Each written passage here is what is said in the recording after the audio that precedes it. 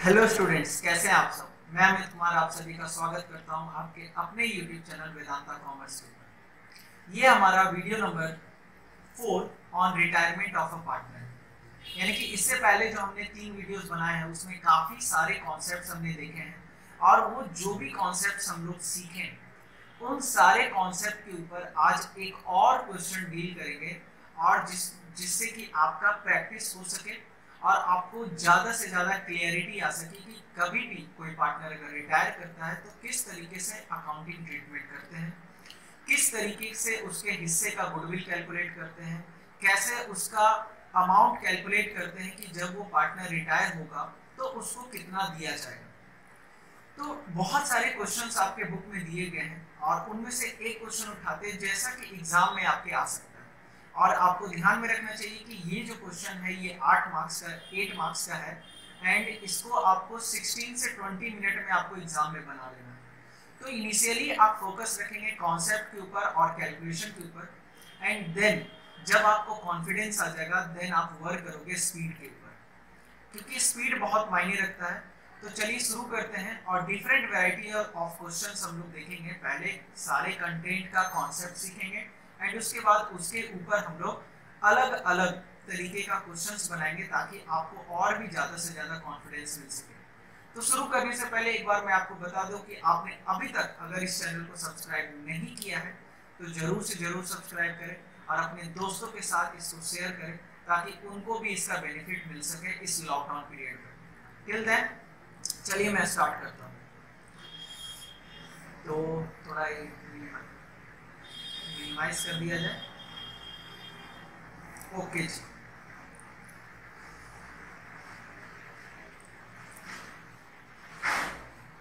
तो हमारे सामने ये क्वेश्चन है, क्वेश्चन नंबर 41। देखते हैं ये क्वेश्चन क्या कह रहा है। On 31st March 2018 the balance sheet of A, B and C sharing profit and losses in the proportion of their capital। ओहो, कैपिटल के हिसाब से ये लोग प्रॉफिट शेयर करते हैं और कैपिटल देखिए 3,60,000, 2,40,000 एंड 1,20,000 है, यानी कि रेशियो हो जाएगा 3:2:1। आप इसको अगर सॉल्व करेंगे तो आप समझ जाओगे कि रेशियो क्या है, 3:2:1। लाइबिलिटी के नाम पे इन लोग के पास 1,08,000 रुपए का क्रेडिटर है, जनरल रिजर्व रुपया है, इंटरनल लाइबिलिटी, एक्यूमुलेटेड रिजर्व है ना, एक्यूमुलेटेड प्रॉफिट एंड रिजर्व है 1,80,000 का और कैपिटल है तीनों का। बैंक में पैसा है 80,000 रुपीज, डेटर के नाम पे इनके पास 1,00,000 रुपया जिसमें कि 2,000 का प्रोविजन मेंटेन किए, तो फाइनली नेट डेटर जो है वो 98,000 का है। स्टॉक है 90,000 का, मशीनरी है एंड लैंड एंड बिल्डिंग। आगे बढ़ते हैं और on 1 April B retire, or B want to retire, यानी कि ए, बी और सी की बात करें तो इनका रेशियो है 3:2:1 और जब बी रिटायर कर जाएगा तो बचेगा कौन, ए और सी, और इनका रेशियो क्या होने वाला है। And the remaining partner decided to carry on the following readjustment of assets and liabilities are agreed upon before the adjustment, है ना, ascertainment of amount of payable to be. चलिए, तो अभी तो न्यू रेशियो नहीं दिया मगर आपको ये जरूर बोल रहा है कि इस तरीके से रीअसेस ये लोग करना चाहते हैं। क्या बोल रहा है, सबसे पहला पॉइंट कि जब बी रिटायर करेगा तो क्या क्या कंसीडर करना है, that the out of the fire insurance premium paid during 2017-18 10,000 be carried forward as unexpired. अच्छा, यानी कि लास्ट ईयर ये लोग जो 2017-18 में जितना भी इंश्योरेंस का पैसा दिया उसमें से कुछ पैसा जो है वो अनएक्सपायर्ड कंसीडर करना है और उसको नेक्स्ट ईयर ट्रांसफर करना है। तो अगर आप किसी भी एसेट्स को, किसी भी खर्च को, जैसे कि आप पिछले साल कुछ खर्च किए, इस साल के एंड में कुछ खर्च किए मगर उसमें से कुछ एक्सपेंसेस जो है वो बचा रह गया और उसको आप अगले साल ट्रांसफर कर रहे हैं। जैसे इंश्योरेंस का प्रीमियम का पैसा दिए मगर उसमें से कुछ पैसा अगले साल से बिलोंग करता है, तो आप क्या करोगे, उसको अगले साल ट्रांसफर करेंगे और रीवैल्यूएशन के पॉइंट ऑफ व्यू से ये आपके लिए एक बेनिफिट हो जाएगा। क्या हो जाएगा, एक बेनिफिट हो जाएगा। तो अगर रीवैल्यूएशन अकाउंट के प्रिपरेशन की बात करें तो यहाँ पर सबसे पहला जो आइटम आएगा वो आएगा insurance premium unexpired. Insurance premium कितने का, 10,000 रुपीज का एक इंश्योरेंस प्रीमियम है, जो कि आपको पिछले साल का अनएक्सपायर्ड इंश्योरेंस प्रीमियम को अगले साल ट्रांसफर करना है।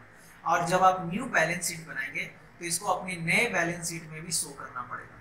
The land and building appreciated by 10%। तो बताइए, लैंड एंड बिल्डिंग एप्रिसिएट कर रहा है, तो 5 लाख रुपीज का लैंड एंड बिल्डिंग है, तो 5 लाख रुपीज का है तो 50,000 रुपीज हो जाएगा, है ना। नेक्स्ट है आपका द प्रोविजन फॉर डाउटफुल डेब्ट to be brought up to 5%।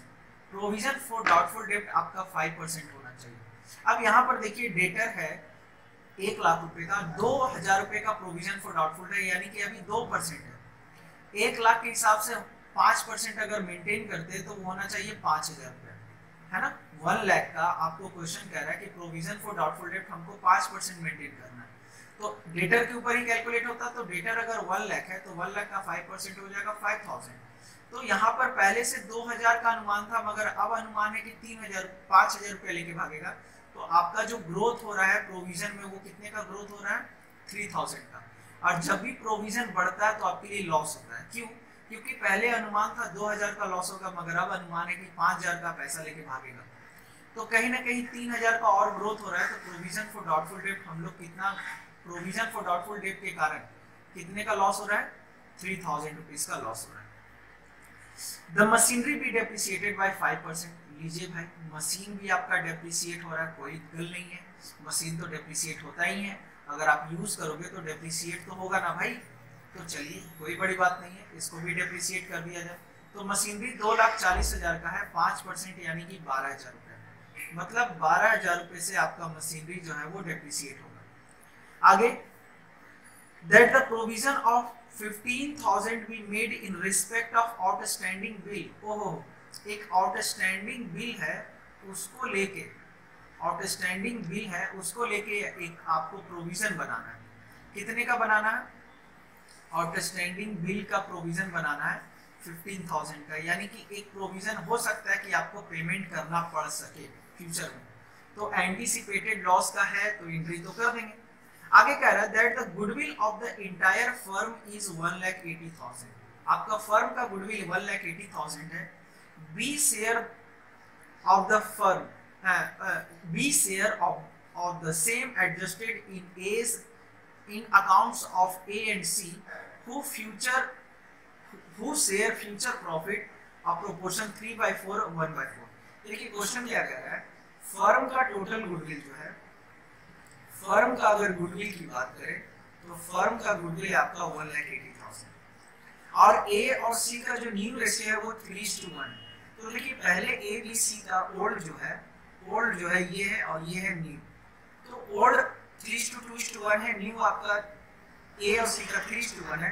तो इसके हिसाब से गेनिंग रेशियो जो हो जाएगा, गेनिंग रेशियो हो जाएगा 3:1। आप कैलकुलेट करोगे तो आपका यही आएगा कैलकुलेशन।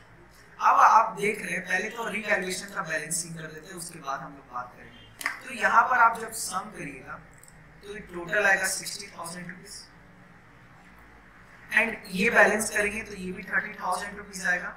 एंड इस 30,000 को हम लोग डिस्ट्रीब्यूट करेंगे to profit transfer to A's capital, B's capital, C's capital, और तीनों के बीच में बांटेंगे। 3:2:1 प्रॉफिट सेलिंग रेशियो है।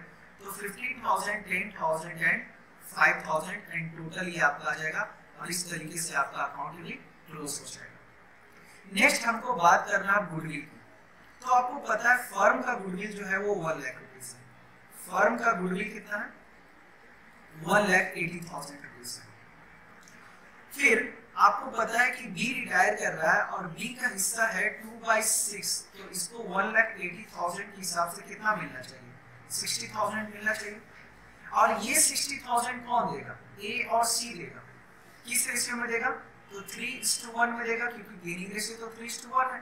तो यहाँ पर एक बंदे देंगे 45,000 और एक बंदा देगा 15,000। इस तरीके से आपका जो है वो कंप्लीट हो जाता है गुडविल का कैलकुलेशन और न्यू शेयर का कैलकुलेशन। ठीक है, गेनिंग रेशियो क्या है? 3:1। हो सकता है कि मेरे इमेज के कारण थोड़ा झकिया होगा, थोड़ा प्रॉब्लम हो जाता है, पर कोई नहीं, इतना minor problem, you can adjust. Next हमको बात करना है कैपिटल अकाउंट का। अब यहाँ पर हम क्वेश्चन जब पढ़े, कंप्लीट क्वेश्चन जब पढ़े, तो आप थोड़ा ध्यान से देखिए। एक बार मैं क्वेश्चन को थोड़ा इरेज कर देता हूँ ताकि आपको दिक्कत ना हो।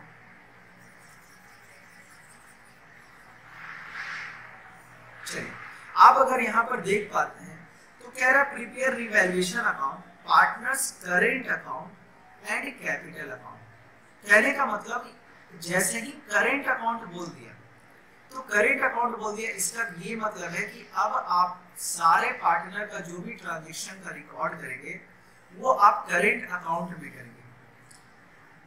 मतलब कि आपको दो अकाउंट बनाना पड़ेगा, एक कैपिटल अकाउंट और एक करेंट अकाउंट।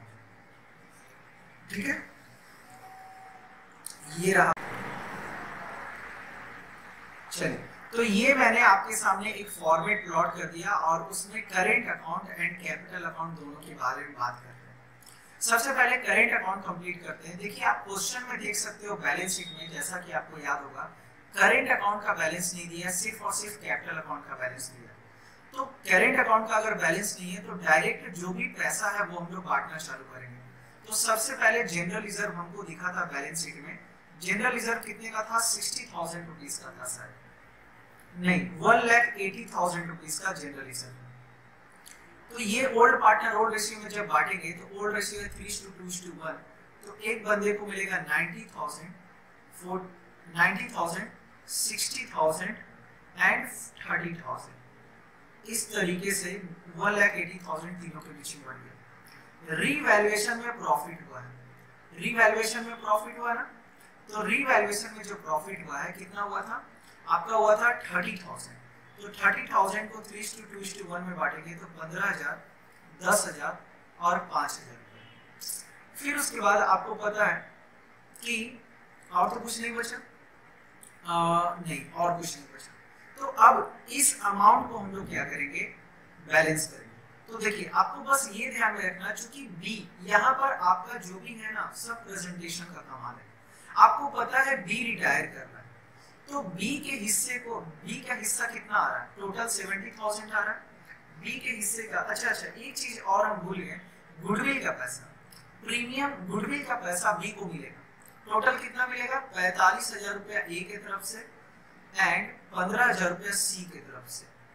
तो टोटल ये इसका एंट्री करने को आपको बताया कि बी को मिल रहा है 45,000 रुपया। कौन दे रहा? ए दे रहा। तो यहाँ पे लिखेंगे by A capital and by 15,000 कौन दे रहा? सी दे रहा है, तो बाय सी कैपिटल।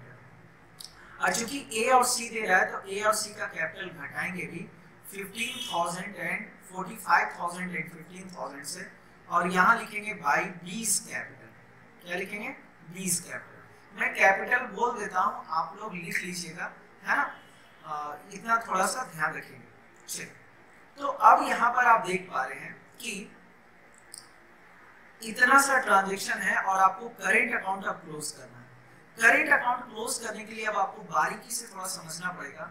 चूंकि बी रिटायर कर रहा है तो बी का बैलेंस करने की जरूरत नहीं है। बी का पूरा पैसा हम लोग कैपिटल में ट्रांसफर करेंगे, क्योंकि बी अब रिटायर कर रहा है और उसका करेंट अकाउंट का बैलेंस हम लोग नहीं रख सकते।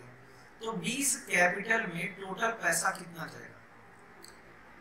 ठीक है, सॉरी, ये बी करेंट होगा। यहाँ पे एक मिस्टेक हो गया, ये बी कैपिटल नहीं होगा, यहाँ सब जगह करेंट होगा, क्योंकि सारा ये ट्रांसफर जो हो रहा है ना वो करेंट से ही हो रहा है।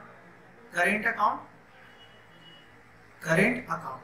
ठीक है, तो 20 कैपिटल अकाउंट में कितना ट्रांसफर होगा? अगर सम करते हैं तो 6 दूनी 12, 1,30,000 रुपया ये ट्रांसफर हो गया। मगर एक की बात करें तो ए का है 9 लाख प्लस 90,000 प्लस 15,000 माइनस ये हो जाएगा 60,000 एंड इधर हो जाएगा 35 में से 15 गया तो 20,000 रुपया। ये इधर नहीं जाएगा, ये क्या हो रहा है भाई, है ना? यहाँ पर बाकी का जो पैसा है to balance CD, balance CD में कितना जाएगा? ए का अमाउंट आया 60,000 एंड बी का अमाउंट आया 20,000। एक बार मैं फिर से रिपीट कर रहा हूँ, आप ध्यान दीजिएगा। मैं क्या बोल रहा हूँ कि चूंकि बी रिटायर कर रहा है तो बी का जो भी हिसाब किताब है ये सारा आइटम हम लोग जोड़े और टोटल आया 30,000 रुपया, 1,30,000। चूंकि ये रिटायर कर रहा है इसलिए पूरा का पूरा पैसा हम लोग बी के कैपिटल में ट्रांसफर करेंगे। और बात करें ए की, तो ए चूंकि रिटायर नहीं कर रहा, सी रिटायर नहीं कर रहा, तो करेंट अकाउंट का बैलेंस बोला है, तो हम लोग को यहाँ पे बैलेंस करना पड़ेगा, बैलेंस शीट। और जब न्यू बैलेंस शीट बनाएंगे तो ए और सी का कैपिटल का भी बैलेंस लिखेंगे और करेंट का भी बैलेंस लिखेंगे। ठीक है, ये बात आपको ध्यान में रखना है। अब आप देख रहे हो कि बी के कैपिटल अकाउंट की बात करें तो कैपिटल अकाउंट तो तीनों का है, बैलेंस शीट। कैपिटल अकाउंट में बैलेंस था 3,60,000, 2,40,000 और 1,20,000 रुपया बैलेंस शीट में इतना दिया हुआ है। फिर आपको पता है कि बैलेंस बी का जो कैपिटल करेंट का पैसा है उसको कहाँ ट्रांसफर करना है, उसको ट्रांसफर करना हमको कैपिटल अकाउंट में। तो डेबिट आइटम से ट्रांसफर होता है तो कहाँ जाता है, क्रेडिट साइड में जाता है। तो हम लोग यहाँ पे लिखेंगे 20 करेंट, ये अमाउंट कहाँ से आ रहा है, करेंट अकाउंट से आ रहा है, तो 20 करेंट अकाउंट। अब कितना अमाउंट आया, 1,30,000, डायरेक्ट लिख दिए। फिर क्वेश्चन में हम ये भी पढ़े थे अभी थोड़ी देर पहले कि last point that B was to be paid 50,000 in cash and the balance be transferred to his loan account। ये पॉइंट क्या कह रहा है, B को जितना भी पैसा है उसमें से 50,000 रुपया तुरंत दे देना है, अब बाकी का जो बैलेंस बचेगा उसको लोन बना देना है। अब आप यहाँ पर देखिए तो B का टोटल कैपिटल हो गया 2,40,000 प्लस 1,30,000 रुपया, जिसमें कि टोटल में से 50,000 उसको दिया जा रहा है तो बाय बैंक और 50,000 उसका पेमेंट कर देंगे। तो बाकी बचा कितना, 2,40,000 प्लस 1,30,000 माइनस 50, 3,20,000। और ये जो 3,20,000 बच रहा है उसको क्या बोलेंगे, बैलेंस शीट नहीं बोलेंगे, सॉरी बैलेंस शीट नहीं, इसको क्या बोलेंगे, लोन। क्या बोलेंगे, लोन। 20 लोन 3,20,000 रुपीज, है ना। अब हम लोग बैलेंस करेंगे और बैलेंस की बात करें तो एस कैपिटल, ए का कैपिटल कितना बचेगा, सॉरी बैलेंस नहीं लिखते, बैलेंस शीट लिखते हैं। Balance sheet 3,60,000 and 1,20,000। तो इस तरीके से हमारा करेंट अकाउंट और कैपिटल अकाउंट दोनों कंप्लीट हो गया, है ना। कैपिटल अकाउंट में सिर्फ और सिर्फ कैपिटल से रिलेटेड बात लिखे हैं। ए और सी का कैपिटल में कोई ट्रांजैक्शन नहीं हुआ, इसलिए ए का पहले जितना था उतना ही रह गया, सी का जितना था पहले उतना ही रह गया, कोई भी चेंजेस करने का दरकार नहीं पड़ा।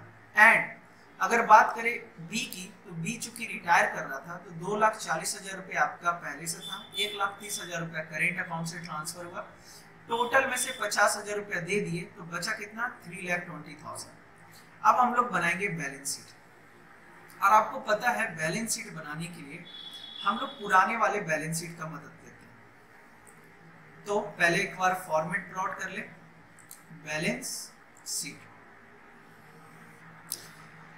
चलिए, तो सबसे पहले अगर बैलेंस शीट में देखें तो आपको क्या दिख रहा है, क्रेडिटर कितने का, 1,08,000 का। क्रेडिटर में किसी भी प्रकार का चेंजेस नहीं है, तो क्रेडिटर 1,08,000।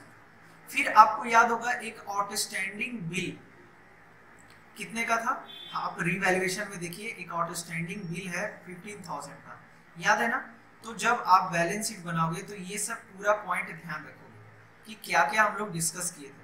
आउटस्टैंडिंग बिल, उसके बाद जनरल रिजर्व तो बचा, जनरल रिजर्व तो हम लोग ओल्ड पार्टनर ओल्ड रेशियो में बांट दिए। कैपिटल की बात करें तो कैपिटल आपका नया वाला अमाउंट लिखेंगे। कैपिटल से पहले हम लोग करेंट लिखते हैं, करेंट अकाउंट किसका बनेगा, सॉरी पहले तो बी का हिसाब किताब लिख देते हैं, बी का हिसाब किताब, बीज लोन है ना, बी रिटायर कर रहा है तो बीज लोन में कितना क्रिएट हुआ, 3,20,000, ये भी लिखना पड़ेगा। फिर चूंकि यहाँ पे करेंट अकाउंट की बात कर रहा है तो करेंट अकाउंट किसका किसका, ए एंड सी का। तो ए का करेंट अकाउंट में कितना पैसा है, 60,000 एंड 20,000, 60,000 20,000, तो टोटल इट कम्स टू 80,000। फिर उसके बाद कैपिटल अकाउंट की बात करें, कैपिटल अकाउंट की बात करें तो ए और सी बचा हुआ है, और ए की बात करें तो ए का कैपिटल में है 3,60,000 एंड 1,20,000, 3,60,000 1,20,000, तो टोटल आ जाएगा 4,80,000। अब एसेट साइड की बात करें तो एसेट साइड में सबसे पहले कैश एट बैंक 80,000।